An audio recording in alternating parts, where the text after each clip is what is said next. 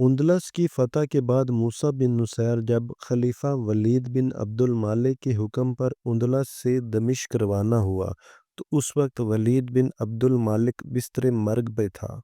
جبکہ سلیمان بن عبد المالک کی خواہش تھی کہ اندلس سے مال غنیمت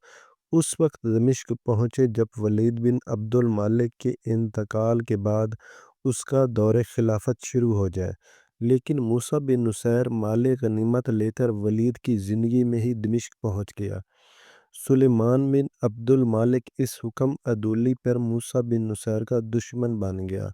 ولید بن عبد المالک کی وفات کے بعد جب سلیمان خلیفہ بنا تو اس نے بڑے دربار میں موسیٰ بن نصیر کی تحقیر کی،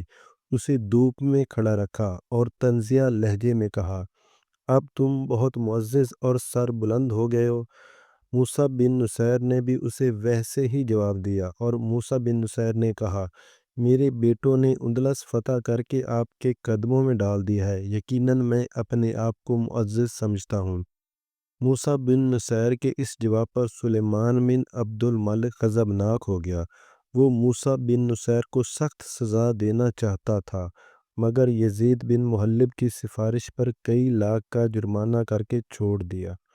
موسیٰ بن نصیر جرمانے کی رقم ادا نہ کر سکا اور فاتح اندلس موسیٰ بن نصیر مدینے کی گلیوں میں بھیک مانگتے ہوئے دیکھا گیا اور اسی تباہ حالی میں فوت ہوا۔